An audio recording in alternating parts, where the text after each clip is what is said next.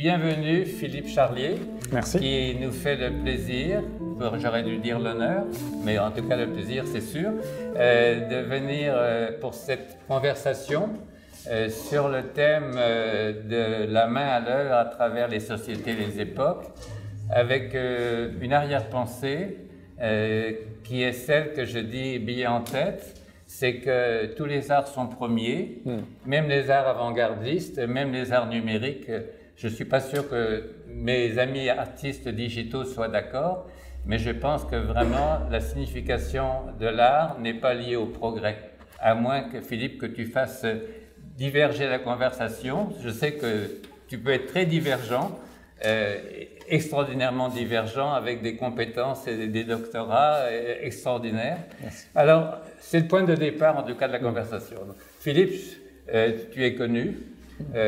Tu as vraiment d'une façon exceptionnelle des compétences démontrées par rapport aux fantômes ce soir.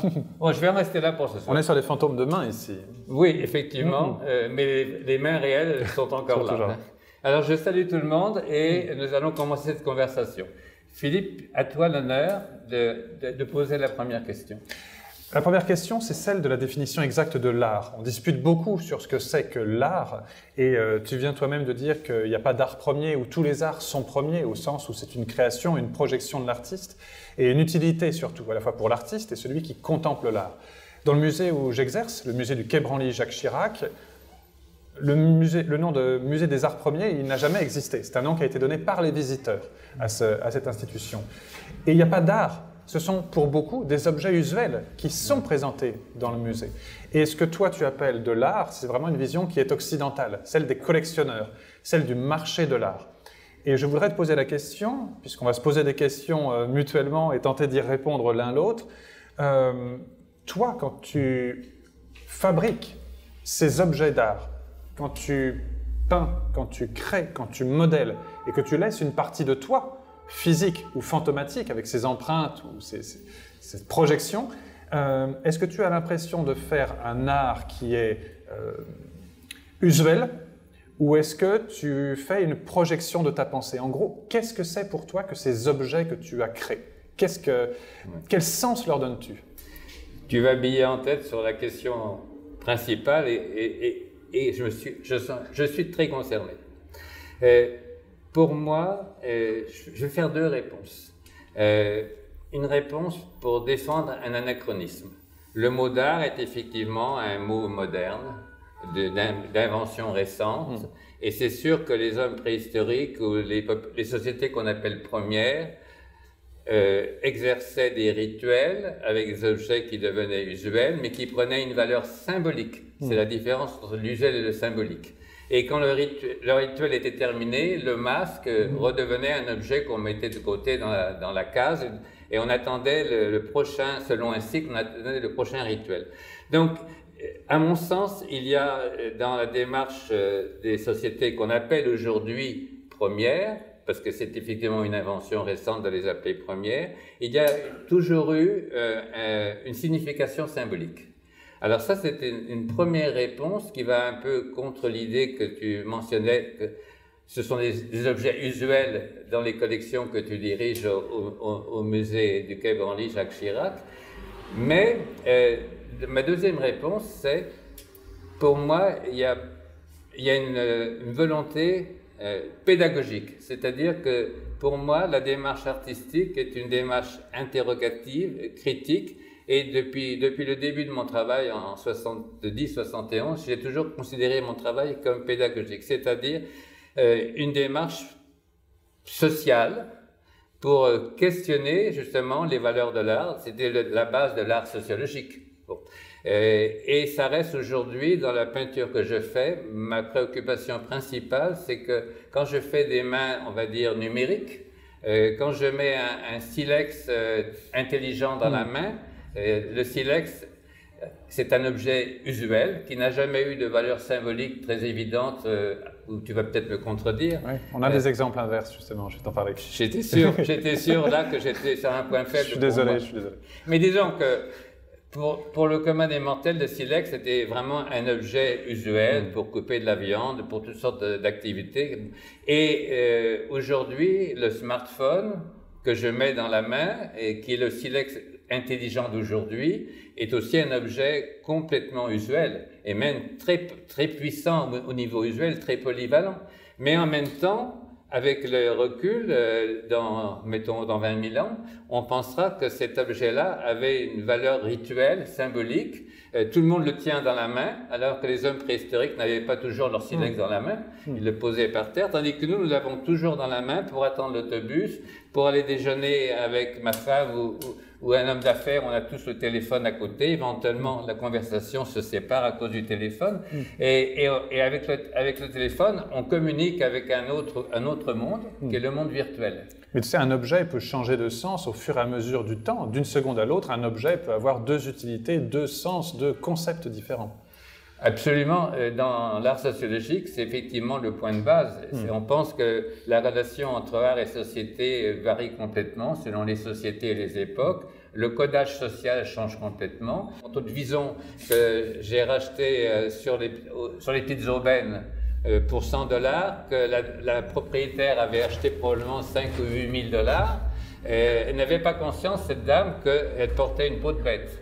Mais c'était le codage social, c'était que c'était une femme qui avait une certaine aisance et une certaine élégance. Je ne pense pas que les hommes préhistoriques, quand ils se mettaient une peau de bête, pensaient à l'élégance et au codage social. Donc la fonction a complètement changé. Et ce même manteau de vison, quand je mets des contre-empreintes de main dessus, que je l'accroche à un crochet, il redevient une peau de bête. Alors donc, je suis d'accord avec toi. Comme une carcasse animale, parce que c'est un cadavre. Hein. Ce qu'on voit ici, c'est un cadavre organisé, transformé, esthétisé, en plus d'être une couverture pour se protéger contre le froid. Mais tu lui redonnes en fait son sens premier. C'est un croc de boucher auquel tu l'as accroché. Oui, effectivement, j'ai voulu lui redonner son sens premier, auquel les élégantes du XXe siècle ne pensaient pas. Et même, elles le portaient quand il faisait un petit peu chaud, et quand c'était une sortie élégante. En anthropologie de l'art, nous, on fait la différence entre l'artisan et l'artiste par la présence d'une signature. Certaines de tes toiles sont signées, d'autres ne le sont pas, d'autres même n'ont pas de date. Hein, je pense au manifeste, en l'occurrence, qui est dans l'escalier. C'est ça pour nous la différence. L'artisan peut faire quelque chose de très beau, de très usuel, avec ce sens de l'esthétique et ce sens de la transmission d'informations ou du caractère pragmatique de l'objet pour la vie quotidienne, mais c'est quand il appose son nom, quand il signe son objet, que l'objet devient une œuvre et que l'artisan devient un artiste. Comment se fait pour toi le choix d'écrire ton nom ou de ne pas l'écrire? Est-ce que déjà mettre ta main représente une partie de ton nom et de ton existence, comme cette prise de propriété dont on pense que les préhistoriques se servaient en mettant leurs mains sur le mur des grottes? C'est ma signature, c'est pas la main de quelqu'un d'autre, c'est toujours la même à 80 ans. Effectivement, donc, je signe. Bon. Ouais. Mais tu signes comme ça aussi. Tu signes comme ça aussi. Peut-être que si j'ai réussi ma carrière d'artiste, on dira c'est un ficher. Mais j'en suis pas encore bien sûr. Je doute. Bon, mais cela dit, il y a vu de l'extérieur, je peux te le dire, c'est déjà le cas. Mais voilà. Je fais le geste. Avec la main. Mais évidemment, c'est le langage codé, social. Voilà. Ce langage est universel, absolument, mais il change de sens avec les sociétés, les époques, mais il est aussi, je dirais pas éternel, parce que ça, ce serait un débat métaphysique, mais il me semble qu'il a toujours été. Alors, on le sait, le passage de l'artisan à l'artiste, on peut le dater. Au Moyen-Âge, le sculpteur signait rarement la sculpture de la cathédrale. Dans les sociétés qu'on appelle premières, il y avait des filiations d'une famille qui étaient les artisans qui fabriquaient les masques, les décors, qui peignaient les visages, etc. Et ils avaient traditionnellement, dans la tribu ou dans le clan, cette fonction reconnue. Et puis, quand le rituel est terminé, ils retournaient comme chacun à la chasse. Ils n'étaient plus artistes. Ils ne se sont jamais pensés comme artistes. La signature, est arrivé avec l'individualisme qui apparaît progressivement parce qu'avant on est dans une société indivise, les sociétés premières sont indivises. Ensuite on arrive à une signature qui est aussi une valeur fétiche. L'objet d'art devient un objet fétiche. C'est une symbolique sociale supplémentaire et une signature individuelle. Et ça, avec maintenant l'art au service du capitalisme, c'est devenu fondamental. Ça l'était moins à l'époque, on va dire, chrétienne, mais dans l'époque capitaliste, l'artiste est courtisan, l'œuvre d'art devient un produit financier de spéculation et la signature est absolument fondamentale. Et par exemple, une des nombreuses maîtresses de Picasso, qu'il avait quittée, a fait rapporter les toiles à Picasso par une amie pour lui demander de les signer, pour pouvoir les vendre à leur juste prix. Picasso, monstrueux, a dit jamais de la vie, et donc il a refusé. Et on voit bien que la signature est devenue une valeur marchande, une valeur symbolique de la société individualiste. Ça s'est vraiment développé au 19e, et puis aujourd'hui, c'est fondamental. On vend, on achète un nom. Oui, on achète une signature, c'est un investissement. Oui, totalement. J'ai écrit un livre que j'appelle Market Art parce que pour moi, ce n'est plus l'impressionnisme ou l'art conceptuel, c'est le market art. C'est l'art qu'on produit pour le marché et qui va vivre sa vie de produit financier. Et on voit très bien des grands collectionneurs qui achètent et qui vendent pour spéculer et qui font parfois des fortunes sur le dos de l'artiste. Moi, je n'ai pas encore cette chance, mais je ne suis pas pressé de devenir un produit financier. En fait, c'est dévoyer la fonction de l'artiste. C'est dévoyer. C'est du blanchiment par le marché de l'art. Ben oui, mais la fonction de l'art aujourd'hui... Ce qu'on a prêté à Botero, d'ailleurs. Évidemment, les artistes sont pas plus bêtes que les gens qui les collectionnent. Mais aujourd'hui, c'est un fait que l'art est devenu une marchandise spéculative. Donc, c'est une fonction symbolique de légitimation de monsieur... un tel, je ne veux pas citer de nom, on ne sait jamais, peut-être qu'il pourrait s'intéresser à mon travail. Bon, mais c'est vraiment une modification symbolique de l'art qui est aujourd'hui non plus au service de l'Église ou de Louis XIV, mais qui est vraiment au service des riches et puissants de notre... alors, capitalisme, il y en a qui ont des adjectifs variés pour caractériser ce capitalisme un peu toxique. C'est un euphémisme. Je voudrais qu'on parle un tout petit peu d'anthropologie ensemble et qu'on parle du vaudou, dont tu sais que c'est un de mes centres d'intérêt principaux. Je t'ai lu. Voilà, j'y ai été initié au Bénin, et ça fait maintenant une quinzaine d'années. Dans le vaudou, que ce soit le vaudou béninois, ou le vaudou haïtien, quand on met une projection de soi, quand on met son empreinte, quand on met sa signature sur un objet qui est palpable, c'est un peu de soi qu'on abandonne. Tu imagines toutes ces traces de toi que tu as laissées et donc toutes ces parties de toi.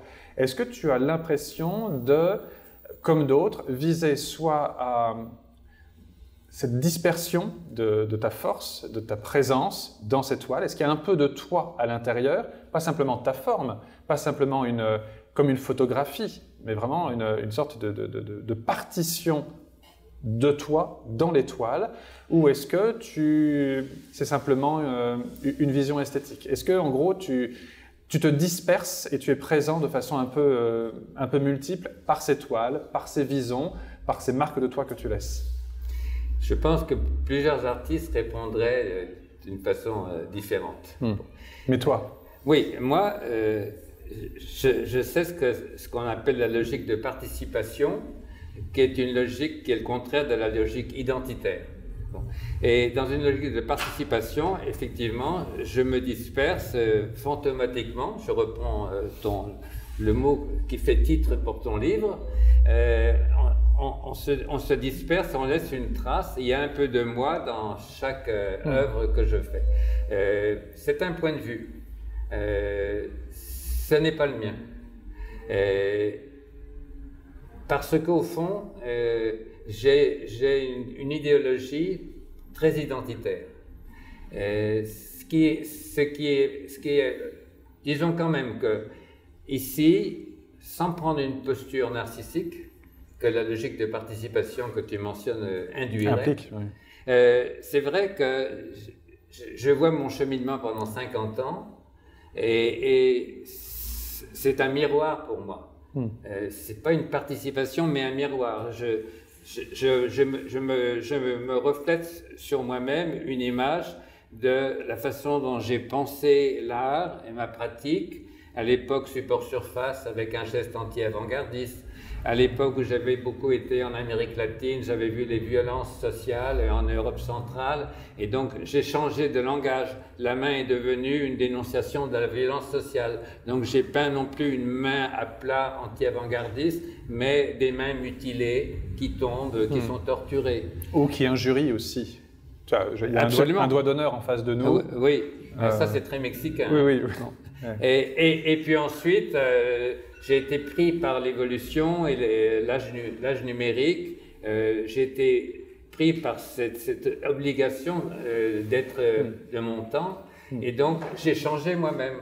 Je suis devenu vraiment très fasciné. C'est encore une autre manière de relation entre l'œuvre et la société et l'individu. Et dans cette toile qui est ici, que j'ai peinte juste derrière mon ami Francis Pisani, dans cette toile ici, on voit la foule. J'ai utilisé la main pour dire que chaque main est une personne humaine. Oui, mais elles s'anonymisent en fait, parce qu'elles sont en grande partie effacées par la neige, je crois. Exact. Et quand j'ai ramené dans le chalet cette toile que j'avais peinte dans la neige par terre, j'ai pris vraiment conscience que j'avais peint une foule. Il fallait que moi, je mette ma main à moi, au chaud, pour exprimer ma relation d'individu par rapport à la foule. Alors, ces phénomènes-là sont plus complexes que simplement parler de participation. J'ai parlé de miroir, j'ai parlé de conscience, mais j'essaye de ne pas fétichiser mes œuvres. Pour moi, ça demeure un outil de communication pédagogique, de questionnement social et des valeurs de l'art. Et quand je présente une exposition, je mets toujours le panneau « Art, avez-vous quelque chose à déclarer ?» qui est, comme j'ai pu le faire sur l'Agora du Centre Pompidou en 2017, qui est « Est-ce que vous avez quelque chose à déclarer? Est-ce que vous avez quelque chose à dire par rapport à l'art ?» À l'époque avant-gardiste, les gens ne comprenaient pas cet art élitiste. Les gens qui les collectionnaient ne comprenaient pas toujours non plus, mais c'était pour eux un signe d'intelligence et de succès social. Alors, la relation sociale entre l'œuvre d'art et l'artiste, c'est évidemment très très complexe et je peux pas répondre négativement à ta question. Tu pourrais, il n'y a pas de souci. Mais c'est vrai que... Mais tu n'as pas envie de répondre positivement. Oui, mais non, c'est vrai qu'on vit avec des fantômes. Et c'est à toi que je peux poser la question. Qu'est-ce que c'est que pour toi vivre avec des fantômes? Parce que peut-être ça me permettra de répondre à ta question. D'abord, il faut qu'on définisse le fantôme. Le fantôme, c'est un esprit sans corps. Et ça s'oppose par exemple au zombie. Le zombie est un corps qui n'a plus d'esprit. Cet esprit lui a été volé. Donc on a vraiment deux entités l'une l'autre. Le fantôme, il existe vraiment de façon globale à la surface de la Terre. Le fantôme, l'esprit, le revenant, le non-mort. Les vampires sont également un peu des fantômes. On ne sait pas si on a un individu vivant face à nous ou un individu qui est totalement mort ou en partie mort. Le fantôme, il a une vraie utilité pour les vivants. S'il est là, c'est qu'il a un rôle à jouer. Soit c'est quelqu'un qui est bloqué au stade du purgatoire, dans le christianisme catholique romain, et il envoie des signaux pour les vivants, toi et moi, pour dire « priez pour mon âme », parce que là, je ne suis pas encore entré au paradis, je suis en débat, si on peut dire, coincé entre le paradis et les enfers, et il faut qu'il y ait une majorité de prières pour que j'aille. Et qu'est-ce qu'il envoie? Il envoie des flammes. Et ils vont brûler une partie de tes vêtements, une partie de ta peau, une partie de tes cheveux. Tu vas te réveiller, tu auras rêvé du mort et tu auras les cheveux roussis en partie, parce que les âmes du purgatoire se seront manifestées à toi. Quand on regarde tes toiles, tu n'as pas encore utilisé, je crois, le feu, mais tu pourrais essayer de faire d'utiliser cette fumée, cette chaleur des âmes du purgatoire, peut-être avec la main. Je pense notamment au musée de la preuve d'existence du purgatoire, qui est à Rome. Il y a un gant de femme en soie, et dont les extrémités sont brûlées parce que, eh bien, elle a serré la mort elle a serré, pardon, plus lapsus, elle a serré la main à un mort qui était une âme du purgatoire et du coup il lui a brûlé le bout des doigts. Ça, c'est quelque chose qui pourrait avoir du répondant pour toi. Mais les fantômes, ils sont utiles pour les vivants. Ils nous permettent de maintenir un lien qui est très ténu entre ces morts dont on n'accepte pas la disparition complète et nous, les vivants. Dans le no japonais, les morts sont là pour porter un témoignage, servir par la répétition d'une histoire dramatique sur scène, dans ce théâtre qui est rituel et sacralisé. Par la répétition de cette histoire, eux, ils vont guérir, parce que ça s'amoindrit au fur et à mesure, on digère, on comprend, et nous, ça va nous élever vers une voie d'une moralité plus haute, plus droite. Pareil, les revenants du vaudou, désolé, on y rejoint encore, les vaudouisants du Bénin, du Togo et du Nigeria, avec les fantômes qu'on appelle des Egungun, Oui. eh bien les Egungun, ils sont là pour dire la vérité. Ils voient avec des yeux démultipliés, et ils sont là pour nous dire la vérité du passé, la vérité du présent et du futur. Donc les fantômes sont là pour enseigner, comme toi, tu enseignes et tu fais action d'enseignement, de transmission, d'éducation. Tu parlais d'art éducatif. Eh bien, pardon, mais tu nous présentes ici des fantômes de ta main qui ont un rôle à jouer. Voilà. Et comme toujours, les fantômes ne sont pas là pour rien. Mes mains ont un rôle à jouer. Je suis d'accord complètement avec ce que tu viens de dire. Et ce que tu me dis m'invite à dire une chose un peu plus personnelle. C'est que, sachant qu'on est mortel, y pensant depuis très longtemps, j'ai peut-être fait tout ce travail pour me survivre. J'ai toujours pensé que je ne voulais pas qu'on me vole ma mort. Quand je mourrai, je veux avoir le temps d'y penser. C'est pour ça que je te parlais de laisser une trace de toi pour plus tard. Voilà, ça. Exactement. J'ai une ambition inavouable qui est de me survivre à moi-même, de vaincre la mort, donc de me survivre fantomatiquement avec des œuvres d'art dont j'espère qu'elles seront gardées. Il ne faut pas les déchirer cette fois-ci. Oui, mais ça c'est une autre. C'est dur de déchirer les fantômes, tu vas me dire. Mais c'est vrai que quand je vois un tableau d'un grand peintre ou quand j'écoute Beethoven, il est là fantomatiquement, au-delà de sa mort, d'une façon extrêmement vibrante, extrêmement présente, qui t'habite, comme un fantôme un esprit peut t'habiter. Et c'est vrai que c'est aussi une pensée secrète que j'ai, elle est plus secrète maintenant, que je veux absolument me survivre. Mais tu sais, quand on voit tes mains qui sont ici, moi ça me fait penser on faisait beaucoup de moulage mortuaire du visage. Les masques mortuaires sont très fréquents. Mais pour certains, et certains artistes aussi, on a les mains de Victor Hugo, on a la main de Chopin, on a la main de Liszt également, les mains de Paganini aussi. Pardon, mais tu nous as laissé des mains qui certes sont en 2 dimensions, mais tu sais, là elles sont en 3 dimensions. Tu as remarqué ça? Ben oui, il y aurait moyen évidemment on a dans une virtualité les 3 dimensions de tes mains. Il y a juste une dimension que tu n'as jamais utilisée, ou peut-être là en bas, c'est à la limite du visible, c'est le point. Je ne sais pas si c'est un point que tu nous as mis ici en bas à droite. Oui, c'est quasiment un point. Quasiment un point. Parce que je ne l'ai jamais vu en fait comme ça. Si, j'ai fait une peinture dans les gestes. Les émoticônes. J'ai fait point dans levé. les émoticônes. J'ai fait un point noir de révolte. D'accord. Effectivement, sans éteint. Mais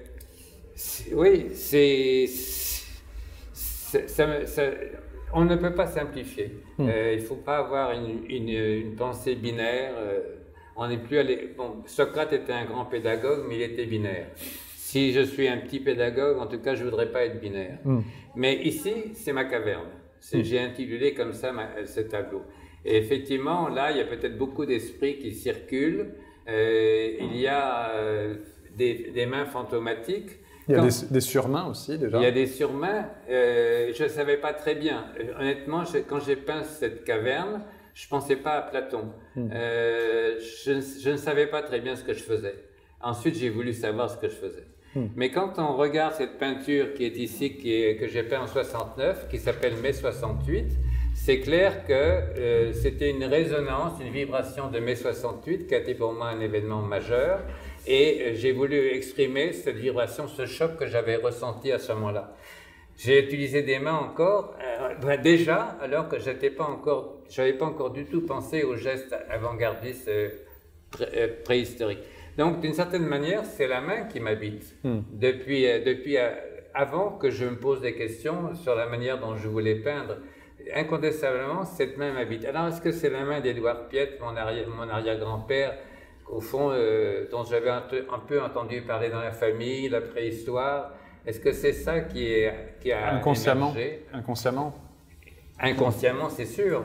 Et maintenant, mon arrière-grand-père Édouard Piette, pionnier de la préhistoire, il m'habite fantomatiquement parce que je veux lui rendre hommage, je veux le réactualiser, parce que ça a été un chercheur extraordinaire, mais il a formé l'abbé Breuil, qui était un beau parleur et qui pensait que effectivement les grottes préhistoriques, comme je disais, c'était des basiliques. Il a tout de suite interprété d'une façon religieuse. Il avait raison.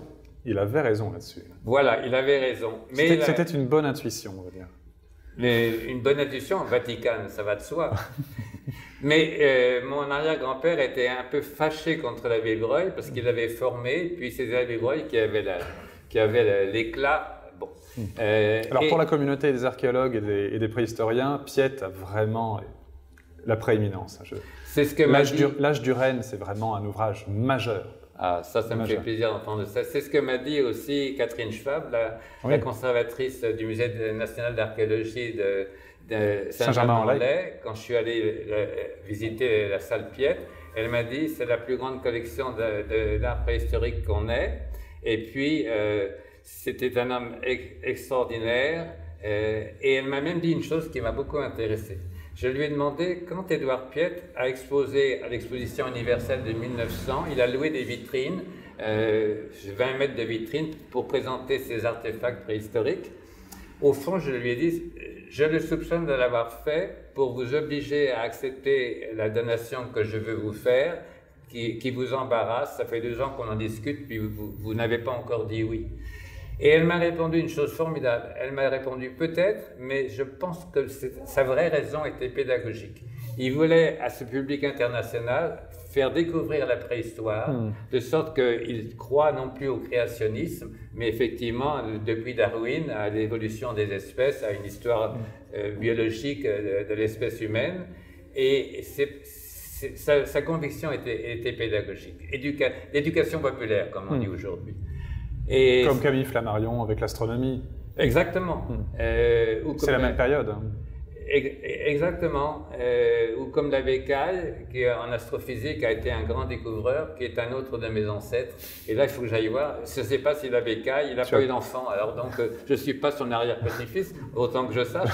Mais son esprit, il risque aussi de se réveiller avec moi, qui va rechercher ça. Et je veux vraiment réactualiser Édouard Piette. Donc, je suis habité par ce fantôme-là. Je suis obligé de te donner raison. Je dois t'avouer que je suis habité moi aussi par un autre fantôme, pas Piette. On n'est pas de la même famille. Et moi, c'est mon arrière-arrière-grand-père, peut-être la différence de génération qu'on a tous les deux. C'est G.H. Rony-Aîné, l'auteur de La Guerre du Feu. Et voilà, on a chacun un préhistorien, alors toi pragmatique et moi plus littéraire. Et voilà, tout conspire à notre rencontre. C'est extraordinaire. Ouais. C'est extraordinaire. On devrait se serrer la main, mais on ne le fera pas. par toi l'interposer. Alors, je reviens juste sur un détail tout à l'heure. Tu parlais du biface. Et Dieu sait que tu en as représenté en bas, y compris des bifaces presque 2.0, avec cette image un peu hybride qui est mi-téléphone cellulaire, smartphone, et mi-biface, assez intéressant sur le plan à la fois philosophique et technologique. C'est une toile qui m'attire beaucoup. Et je voudrais juste citer un exemple d'un biface, en l'occurrence, qui est contemporain de l'homme de Néandertal. Et lui, il n'a peut-être justement pas de vocation pratique et pragmatique. Ce n'est peut-être pas un objet usuel, mais un objet destiné à uniquement célébrer la beauté. Il est centré par un fossile. Au centre, il y a une toute petite ammonite. Oui. Tu connais peut-être cet objet qui est assez célèbre, en tout cas dans le monde. Je ne le connais pas, mais c'est magnifique cet objet. Et il est très beau, il pourrait être utilisé, etc. Mais on n'a aucune trace d'usure, d'impact, d'abîme. Il n'a pas été abîmé, il a juste été fait parce qu'il était beau. Et on sait aussi que dans ces sociétés, il y a des fossiles, il y a des cristaux qui ont été récupérés, stockés, mis de côté. Et puis on a aussi des parures. La parure, alors on peut voir la parure comme un signe d'appartenance à un clan, à une famille ou autre chose. Mais il y a aussi cette histoire juste de la beauté. Alors, Saint-Exupéry dirait c'est utile puisque c'est beau, donc la beauté participe de l'utilité.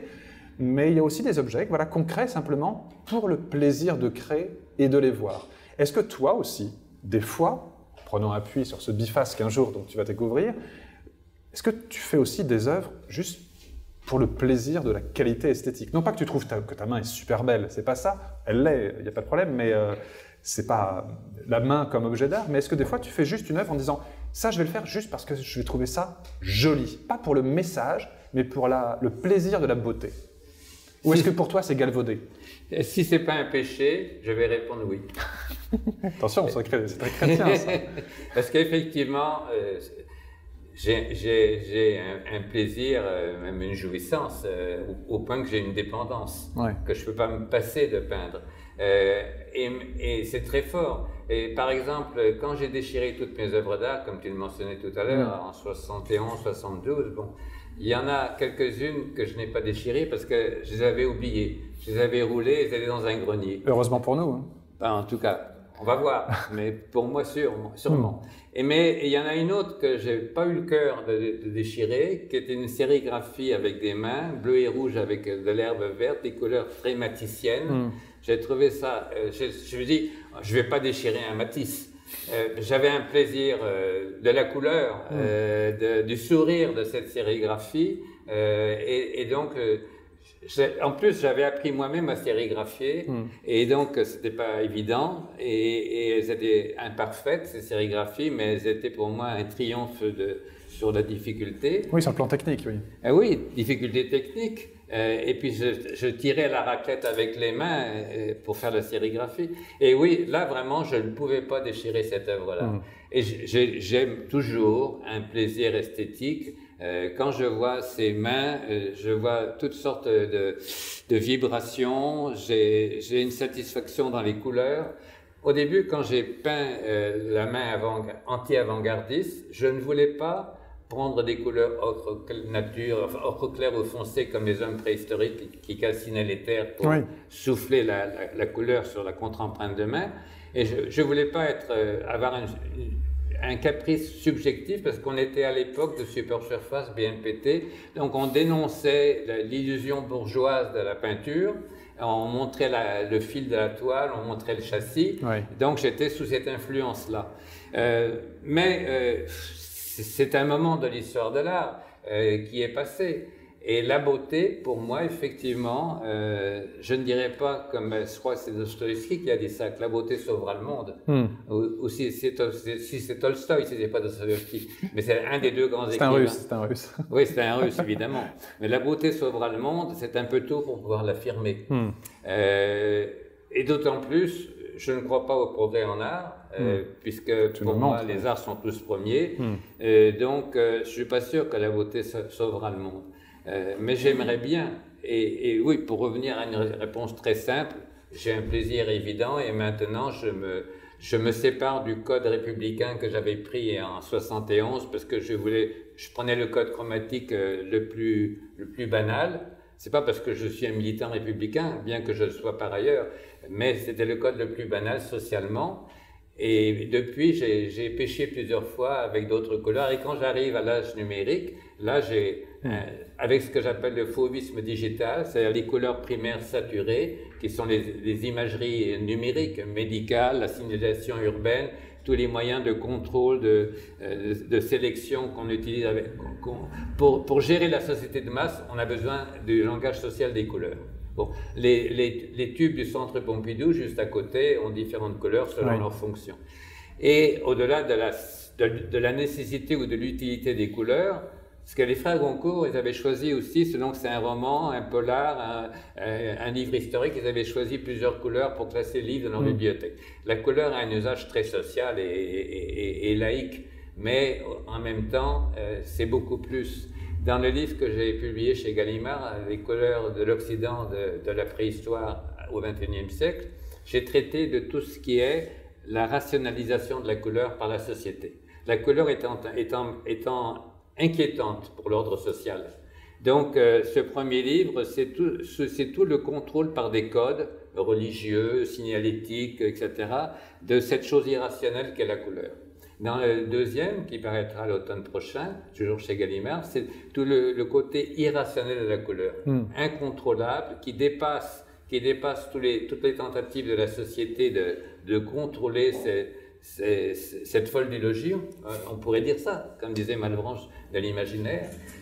Et la vibration chromatique, effectivement, à elle seule, bon, certains pensent quand même qu'on peut faire de la chromatothérapie. Je ne sais pas ce que tu penses de la chromatothérapie, mais il y a un des rois de France qu'on a cru sauver en l'immergeant dans sa chambre de couleur rouge, et l'énergie ne l'a pas sauvé. Mais on pensait que l'énergie de la couleur avait un pouvoir magique pour le faire survivre. C'est une démarche alchimique en l'occurrence, oui, tout à fait, qui était recherchée. Oui. C'était Charles le Fou, Charles le Foll. C'est Charles le Foll. Oui. Je ne sais pas, toi, si tes fantômes sont colorés. Alors justement, les fantômes ont vraiment des couleurs radicalement différentes en fonction du contexte chronoculturel. Notre fantôme classique, nous, c'est le fantôme écossais, le fantôme blanc, dont on oublie souvent que le drap, c'est son sphère, c'est le drap dans lequel il était entouré quand il était cadavre, déposé dans le cercueil, qu'ensuite tout s'est complètement dissous et il reste un esprit flottant à l'intérieur de ce drap, et les deux yeux passent, si on peut dire, à travers des trous qui sont en fait des déchirures du drap. Donc c'est un fantôme qui est dans son drap de mort, tout simplement. Comme le Yurei, le fantôme japonais, qui lui aussi est dans un drap blanc, mais lui a beaucoup plus de consistance. Alors il flotte, il n'a pas de pieds, il a parfois des jambes et des mains, heureusement pour toi, mais il n'a pas de pieds, il est flottant, tout simplement. Les cheveux ébouriffés ou les cheveux défaits, c'est très important, car une femme avec des cheveux défaits est soit une prostituée, soit un fantôme. En tout cas, ce n'est pas quelqu'un qui est sur le chemin de la bonne vie ou de la vie. Et puis, les dents peintes en noir et les lèvres très rouges, carmin. Donc, on est dans un code couleur qui est très important. Et les traits livides, bien entendu, les traits de cadavre. En revanche, dans le Bénin, toujours, mais également au Brésil avec le condomblé, donc c'est-à-dire ce vaudou qui a été changé et transformé avec le christianisme, le temps que duraient les 3 semaines, le trajet des esclaves d'un côté à l'autre de l'Atlantique. Eh bien là, les fantômes sont très colorés, c'est quasiment une toile de toit. On a du bleu, on a du blanc, on a du rouge, on a du jaune, il y a des dorures, il y a du velours, il y a des taffetas, vraiment toutes les couleurs sont là parce que c'est une fête. Et la sortie du fantôme, qu'on appelle là-bas un revenant, un negungun, eh bien c'est une fête, c'est une célébration. On va se réjouir qu'il n'ait pas entièrement disparu, et accessoirement, il y a une hiérarchie aussi dans les fantômes. C'est pas les fantômes du tout venant, de la plèbe, si on peut dire. Ce sont les fantômes qui appartiennent à une élite politique ou religieuse. C'est le Da, le chef de village, le chef cultuel. Parce que tout le monde n'a pas le privilège de pouvoir rester fantôme, donc de garder encore un pied dans la tombe et un pied du côté des vivants, de pouvoir sortir de son tombeau pour enseigner aux vivants. Tout le monde n'a pas ce privilège-là. C'est une chance d'être un fantôme. Mais eux, eh bien, ils en profitent, et ce sont des costumes magnifiques. On en voit quelques-uns dans la collection permanente du musée du Quai Branly-Jacques Chirac, accessoirement un autre dans mon bureau aussi. Et mais c'est pas les collections nationales, c'est collections privées. Et moi, j'ai besoin justement de m'entourer de ces fantômes, non pas sur le plan métaphysique, mais parce qu'ils sont aussi une source d'enseignement, un peu comme un cabinet de réflexion, ou un peu comme un crâne quand on aurait cette sorte de manifeste philosophique en face de nous. Comme quand on voit tes peintures, eh bien on réfléchit, ça nous pousse à réfléchir sur ce que sont ces toiles, ce que tu es toi et ce que tu nous enseignes. Voilà, donc les fantômes sont très très variés. Puis parfois il y a des fantômes qui sont invisibles. Il y a des fantômes aussi qui sont des statuettes en bois, ce qu'on appelle les épouses de l'au-delà, chez les Baoulés en Côte d'Ivoire, qui sont dans un système fractal, ces époux, ces épouses qu'on a abandonnés quand on s'est incarné dans une vie humaine sur Terre.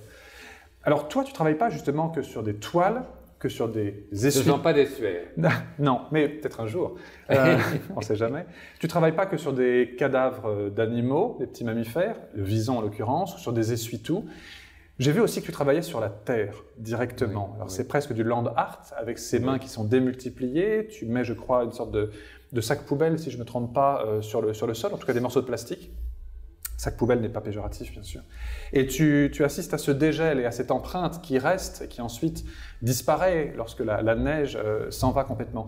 Est-ce que tu envisages de t'attaquer, si je peux dire, ou de changer de médium, avec le bois, avec les arbres, avec les feuilles, avec des objets aussi? Est-ce que tu pourrais imaginer d'imprimer tes mains sur des objets d'art déjà faits par d'autres? Imaginons un objet vaudou, un objet, une poupée Kachina par exemple, ça serait un peu compliqué, ou je sais pas, une cuillère Luba, et sur lequel tu en mettrais ta main pour sommer, faire une sorte de sommation entre toi, ton message, ton enseignement pour les générations suivantes, et ce qui a déjà été fait par ailleurs, une sorte de palimpseste intellectuel ou artistique. Est-ce que pour toi c'est imaginable? Je ne crois pas. Alors qu'est-ce qui te limite dans ce cas-là? Si c'est une limite, ou qu'est-ce qui t'en empêche? Ou pourquoi tu le refuses? Je vais faire l'hiver qui vient, je vais faire une action dans la neige à nouveau dans ma forêt boréale québécoise. Et puis l'hiver précédent, j'en ai fait une deuxième, que celle que tu as vue ici dans l'exposition, où c'est la main c'est une imposition de la main dans la neige, agrandie. Et puis effectivement, elle est blanche. Je voulais qu'elle puisse être noire. Et puis elle évolue avec le soleil, la température, le vent. Puis effectivement, elle disparaît et c'est l'herbe qui reprend vie au printemps. Je vais faire la même chose avec le mot vivre que j'écris dans la neige, et puis progressivement, quand la neige va fondre, le mot vivre va s'effacer, mais l'herbe va prendre la suite, parce que on ne vit, comme on dit, qu'une fois, mais la vie continue avec la nature. Tu vois, moi j'aurais fait ça avec le mot mort. Pour que à la fin de la mort, c'est la vie qui reprenne le dessus. Quelle belle idée. Viens au Québec, on va le faire ensemble. Avec plaisir, je te prends au mot. Quelle belle idée, ça va être notre chef-d'œuvre. Mais c'est vrai, c'est une idée très très forte et peut-être plus joyeuse et plus positive, comment je peux dire, avec plus de vitalité que mon effacement. Mais j'aurais du mal à faire avec des morceaux de branches. Je me promène tous les hivers beaucoup dans le bois en raquette, et puis effectivement je ramasse des morceaux de branches. Ça me fait souvent des repères pour me retrouver. Dans la forêt, on peut se perdre assez facilement. Mais non, parce que j'aurais l'impression sans doute, j'en parle provisoirement, parce que je vais réfléchir à ce que tu me dis, mais j'aurais l'impression sans doute de moi-même faire de la magie ou de faire des artefacts dans lesquels je ferais entrer un esprit ou des choses comme ça. Il y a une chose que je vais dire qui va probablement être problématique. Pendant longtemps, et peut-être encore maintenant, je pensais que la modernité, ce qu'on appelle la modernité, bon, c'est vraiment très relatif, on s'entend, mais on a donné ce titre, ce serait au fond des choses le moment où on devient laïque. On ne croit plus aux esprits, on ne croit plus en Dieu, on ne croit plus à la religion, on ne croit plus au vaudou ni au candomblé. J'en suis pas persuadé du tout. Voilà, c'est ça. Merci de me contredire. Je t'écoute. La disparition d'un esprit religieux n'est pas forcément un signe d'évolution progressive ou un signe de modernité. Non, je pense plutôt que développer un esprit critique, mais c'est totalement compatible avec avoir un esprit religieux, c'est en effet un signe d'évolution, évolution culturelle, évolution intellectuelle, évolution biologique. C'est développer l'esprit critique, faire un pas de côté, mettre une main à côté de l'autre, pour reprendre des images qui te seraient chères, et réfléchir, tout simplement. Mais pour moi, être religieux, avoir une démarche métaphysique, c'est au contraire, c'est pas du tout incompatible. Tu sais d'où vient le mot métaphysique? Métaphysique, c'est un des livres, un des traités d'Aristote, et en fait, ce livre, on ne savait pas où le classer dans la bibliothèque. La tradition rapporte la bibliothèque d'Alexandrie. Et on l'a mis à côté de son ouvrage sur la physique. C'est comme ça qu'on parle de métaphysique, mais c'est simplement un terme de bibliothécaire, rien d'autre. Et ce n'est pas une vision vis-à-vis de la physique. Je pense que, voilà, avoir une vision critique, simplement un esprit critique, se poser les questions, tenter d'y répondre, mais tu sais, toi et moi, on a un esprit limité. Toi, je ne sais pas, mais moi, j'ai un esprit vraiment limité. Et il y a des choses que mon esprit humain, mon cerveau ne peuvent pas comprendre. Et pour moi, ça, je peux dire, la réponse, c'est Dieu, c'est l'Eloa, c'est les dieux du vaudou, c'est les dieux d'autre chose, ou peu importe. D'autres diraient, c'est le néant. D'autres diraient, on ne peut pas comprendre, c'est la limite de mon QI ou de ma fonction cérébrale. Chacun son explication. Donc on met la religion où on veut, mais pour moi, être religieux n'est pas un signe d'archaïsme, bien au contraire. Je vais renchérir, au-delà de ce que j'ai dit tout à l'heure, sur ce basculement dans ce qu'on a cru être la modernité. Bruno Latour a eu bien raison de dire qu'on n'est pas des modernes. Bon. Il y a ce que je vais dire, c'est que contrairement à ce que prétendaient Lyotard et les postmodernes, c'est qu'on ne peut pas ne croire à rien. C'est impossible de ne croire à rien, on croit au moins à son existence et on a besoin de croire à quelque chose. Si on devient laïque, pour moi, si on ne croit plus en Dieu, en quoi peut-on croire? Et moi, je ne crois pas en Dieu. Mais j'ai besoin de croire en quelque chose pour donner un sens à ma gouverne, à ma vie. Et puis je pense que collectivement, on a besoin de donner un sens à la gouverne collective. Alors, et en quoi crois-tu du coup, toi? Bien, la République croit dans la démocratie, la liberté individuelle et le respect de la propriété individuelle. Du moins, elle espère. Oui. Bien entendu. Moi, c'est un idéal à atteindre. Hein. Écoute, moi, c'est pire que de croire en Dieu. Croire en Dieu, c'est assez facile. Mais tu crois en l'homme, tu es optimiste vis-à-vis de l'homme. C'est beaucoup plus difficile et beaucoup plus incertain, j'allais dire. Pour moi, croire en Dieu, c'est facile. Et croire en l'homme... C'est un dogme, il suffit d'accepter un dogme. Oui, mais aussi, je voudrais qu'on substitue au dogme religieux de croire en nous-mêmes, comme justement dans ce monde énigmatique, les seuls qui pouvons donner un sens à notre aventure humaine. Alors, donner un sens à notre aventure humaine, ça peut être croire en Dieu, croire dans des esprits animistes, croire à l'argent, croire à la force. Il y a toutes sortes de croyances contradictoires qui coexistent. Ou croire, ça c'est un vœu pieux, croire dans la démocratie. Aujourd'hui, ça semble de plus en plus difficile avec tout ce qu'on voit émerger à droite et à gauche de l'Atlantique. Mais la croyance que j'ai décidé d'adopter, c'est de croire en l'homme. Et je dis, c'est le titre d'un de mes tableaux, dans un code barre, quand tu le scannes, ça dit « Si nous ne croyons pas en l'homme, si nous ne croyons plus en l'homme, il n'y a pas de solution. » Et donc, pour moi, c'est ce que je me suis décidé à moi-même, et je vis difficilement, parce que je sais bien que c'est un vœu pieux, mais au moins c'est le chemin qu'il faut prendre. Et ça va prendre des millénaires pour se réaliser avec ce que j'appelle l'éthique planétaire, ce que j'appelle un hyperhumanisme, c'est-à-dire plus d'humanisme grâce aux hyperliens. Autrement dit, je crois que la technologie numérique peut nous aider à progresser dans notre conscience, ce qui n'est pas toujours admis, mais je ne crois pas au au transhumanisme, qui sont des prophéties d'ingénieurs naïfs et incultes. Je crois que la technologie peut nous aider à progresser dans notre conscience humaine. Est-ce que tu serais d'accord avec ça? Toi, l'anthropologue? Tu sais, il y a vraiment une anthropologie 2.0. Et les technologies, de plus en plus, s'immiscent dans les religions, en l'occurrence. Je suis désolé, je vais te lasser, mais je vais encore te parler du vaudou. Et il y a au Bénin des hôtels qu'on appelle les hôtels de Legba. Legba, c'est un peu l'équivalent d'Hermès, tu vois. C'est le messager qui fait le lien entre les humains et les dieux. Et chaque maison, chaque quartier, que ce soit en ville ou à la campagne, a son petit hôtel Legba. Oui, c'est vrai ça. Eh bien, les gens, quand ils n'ont plus d'énergie dans leur téléphone portable, ils le posent sur l'hôtel Legba et ça se recharge spontanément. Quand la télé marche pas bien, eh ben, on tire le fil, on met la télé à côté de Legba et ça marche mieux, l'image est meilleure ou autre chose. Donc, ce sont deux exemples tout simplement pour te montrer l'implication et l'intrication entre les nouvelles technologies, la vie quotidienne et la croyance, les religions. Et que ça soit vrai ou faux, je m'en fiche. Moi, ce que je trouve fascinant et beau au sens esthétique, c'est comment les nouvelles technologies participent de la religion, s'impliquent dedans.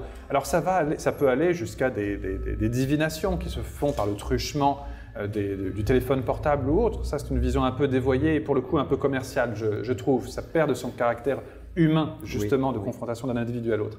Mais quand le religieux peut aider un tout petit peu les nouvelles technologies, c'est aussi une façon de dire on se détend là. Dieu, les divinités, les vaudounes en l'occurrence, ils sont plus forts que ton Nokia ou que ton iPhone ou autre chose. Et ils sont là, au-delà de la technologie, il y a quelque chose qui est plus fort que tout, ce sont les dieux créateurs. Et tu as utilisé un mot très important, ce sont eux qui ont la force. Oui. Ce sont eux qui ont l'énergie, au sens global du terme, ce sont eux qui animent Absolument. Il y a beaucoup plus de puissance dans un imaginaire que dans un objet réel. Ça, c'est évident. Dans ce que j'appelle la mythanalyse, ce que je postule, je paraphrase Hegel, je dis tout ce qui est réel est fabulatoire, tout ce qui est fabulatoire est réel, mais il ne faut pas se tromper de fabulation et éviter les hallucinations. Bon, c'est mon cantique. Je pense donc que l'imaginaire, effectivement, est aussi réel qu'une fourchette ou mon smartphone. Et effectivement, beaucoup plus puissant. Parce qu'avec l'imaginaire, je peux voler sans avion. Et ça, c'est caractéristique de l'homo sapiens que nous sommes, l'homo faber que nous sommes. Pour moi, nous sommes homo fabulator. Nous avons toujours été homo fabulator et nous serons toujours homo fabulator, même quand l'intelligence artificielle prétendra nous contrôler totalement. Et c'est fondamental pour moi, et ça rejoint cette idée que tous les arts sont premiers. Comment peut-on interpréter le monde seulement avec la science? On va jusqu'à un certain point. Moi aussi, j'ai mes limites intellectuelles, comme je disais tout à l'heure. Il y a bien des choses que je ne peux pas comprendre et que je sais que jamais nous ne les comprendrons. Jamais nous ne comprendrons probablement, j'affirme, jamais nous ne comprendrons l'énigme de l'univers. Nietzsche disait, quand un astre meurt, comment il disait ça? Il avait une magnifique image là-dessus. Il était un esprit extraordinairement lucide et critique. Mais si nous serons toujours fabulators, nous croyons en Dieu, maintenant nous croyons dans la technoscience, nous croyons dans l'ordinateur central, nous croyons que nous pourrons surmonter la mort grâce à des cocktails de pilules californiennes. C'est incroyable, et les gens y croient. Il y a plein de gens riches qui achètent ces cocktails en Californie, qui se font cryogéniser pour attendre le moment où le progrès médical permettra de les ressusciter, et qui dépensent des fortunes pour ça. Et nous croyons à la richesse, nous croyons toujours à quelque chose. Et une démarche pédagogique ou artistique, comme j'essaye de la faire, peut contribuer à questionner ces imaginaires, qui sont des imaginaires collectifs, qui ont plus d'influence sur notre gouverne politique que, disons, les variations de la bourse ou les variations de la pollution de l'air. Par rapport à l'écologie, qui est une urgence avec un compte à rebours, les gens se remettent à croire à la nature. On voit même des astrophysiciens, et notamment une astrophysicienne, qui nous dit nous sommes des écosystèmes, en osmose avec des écosystèmes, et finalement elle relégitime l'animisme. Ça, tu le sais très bien comme moi. Comme anthropologue, tu as suivi ça certainement de très près. Actuellement, on se met à recroire à l'animisme. C'est quand même étonnant. Et moi, comme mythanalyste, j'essaye de faire apparaître l'étonnement que peut donner cette nouvelle pensée, qui devient maintenant la pensée orthodoxe, et dire, croire à nouveau à l'animisme, c'est peut-être une excellente idée, parce que nous allons apprendre à respecter la nature. Si on donne un droit juridique à une montagne, à une forêt, peut-être qu'on va la respecter, une rivière, peut-être qu'on va cesser de la polluer. Donc, socialement, c'est très intéressant.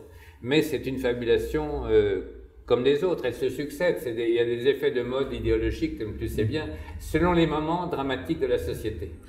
Mais ça, c'est un message qui est vraiment véhiculé et porté par beaucoup de populations autochtones.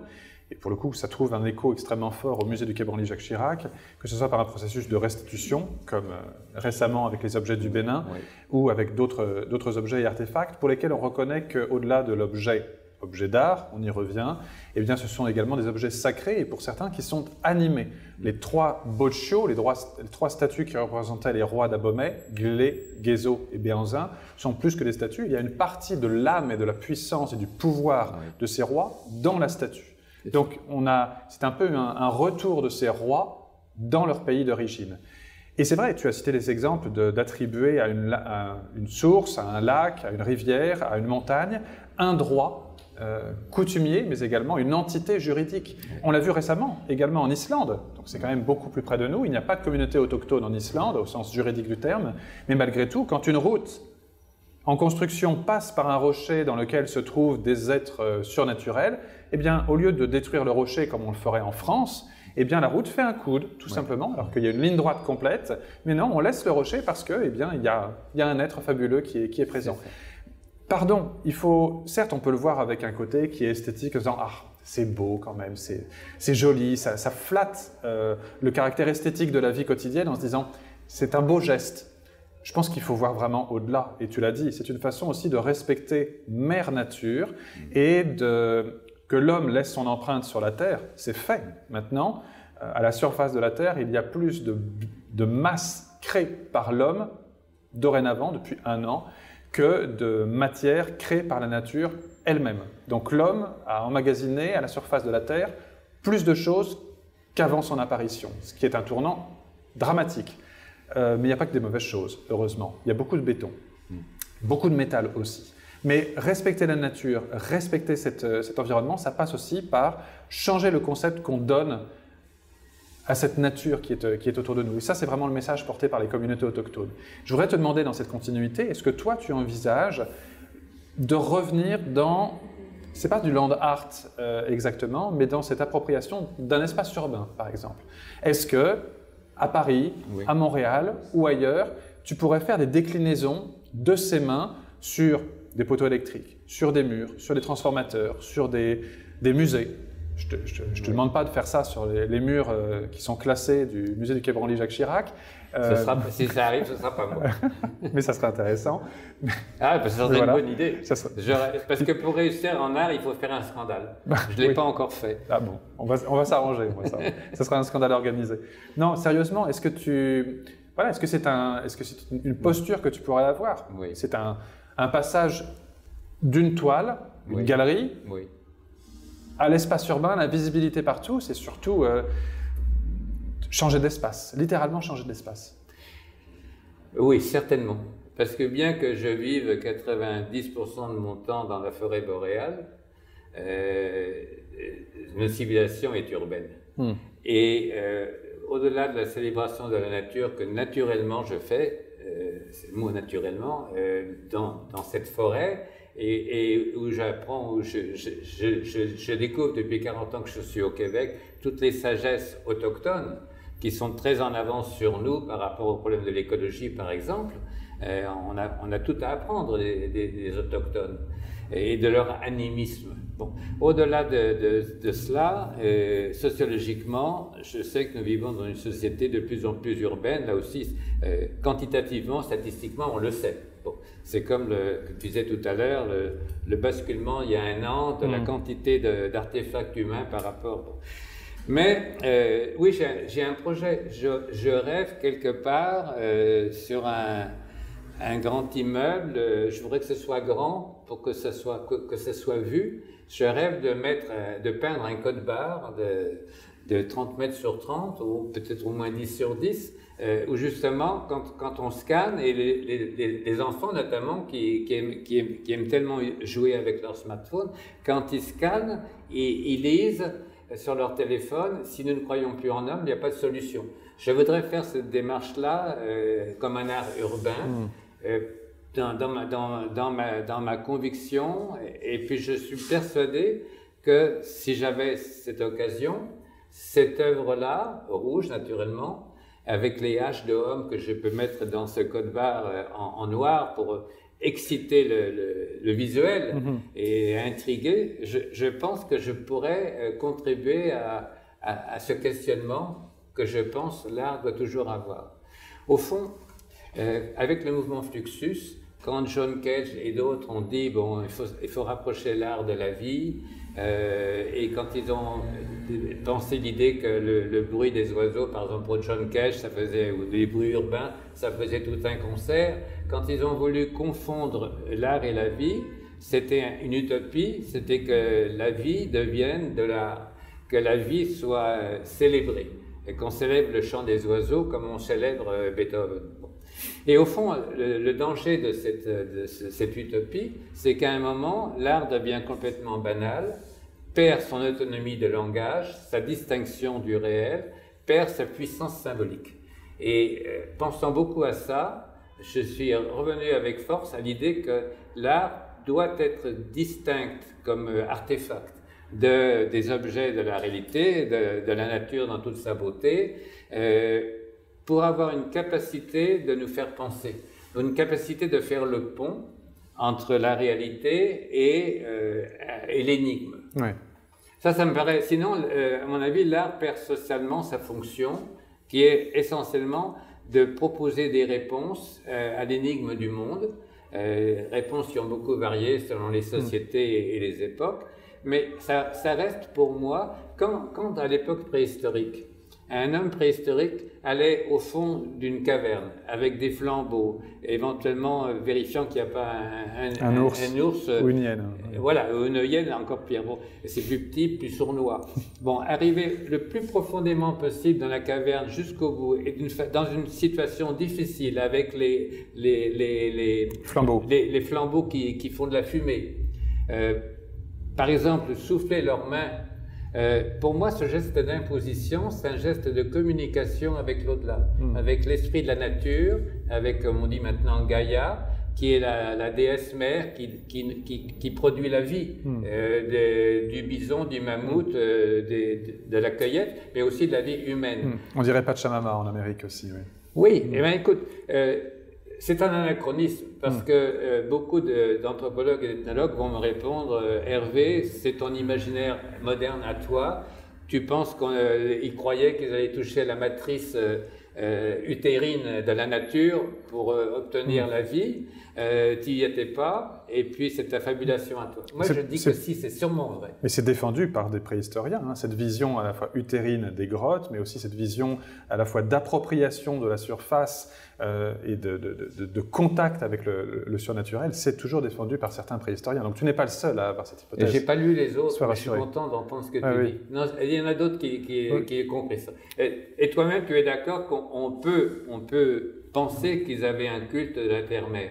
Alors moi, je vois ça dans d'autres contextes chronoculturels. Moi, je ne suis pas préhistorien en l'occurrence, mais comme anthropologue, on voit que dans d'autres civilisations, par exemple chez les Dogons, ou encore en République démocratique du Congo, donc un contexte radicalement différent, il y a des peintures qui sont faites sur la roche, notamment des superpositions de mains, et qui correspondent littéralement à, d'abord, laisser une trace de soi au moment du passage d'un rituel, soit initiatique, soit un passage d'un état à un autre, enfant à adulte par exemple, ou enfant à chasseur. Donc on laisse une part de soi pour prouver que ça y est, on est intégré à un clan, et quand on repasse plus tard, on revoit sa main, et je suis membre comme toi qui a ta main aussi, une sorte de tableau de famille de ceux qui appartiennent à un clan, ce qui montre bien c'est une partie de soi, une trace de soi, une pièce d'identité, mais également il y a ce contact avec la terre, avec la mère nourricière, avec la matrice, l'origine, ce qui nous a précédés et ce qui nous suivra de la même façon. C'est pas fait à n'importe quel endroit. On pourrait faire ça sur le mur d'une maison. Ça pourrait être une main de Fatima qui est une main protectrice. On pourrait le faire au retour du pèlerinage de la Mecque. Mais ça, c'est complètement différent. C'est pas les mêmes. C'est la même main morphologiquement, mais c'est pas la même main symboliquement. Ce qui montre bien qu'une image peut avoir des atours radicalement différents et des sens radicalement différents. Je coupe. Je pense que nous avons fait un premier tour de jardin et puis il faut qu'on se retrouve pour reprendre ce débat. On a encore beaucoup de choses à échanger, il me semble. Est-ce que, à toi, le mot de conclusion après que j'ai coupé? On a opposé tout à l'heure la naissance et la vie et la naissance. Tu sais, quand on parlait du land art, etc. À mon sens, la mort ne s'oppose pas à la vie. La mort, elle s'oppose à la naissance. Mais la vie, elle est toujours là, en permanence. Elle change de forme. C'est ça le sens des fantômes que tu peins. C'est ça le sens même. Et toi, tu survivras dans tes toiles. Tu ne seras pas entièrement mort grâce à ta création. Donc, Dieu t'écoute. Tu vis. Merci Philippe. Merci Hervé.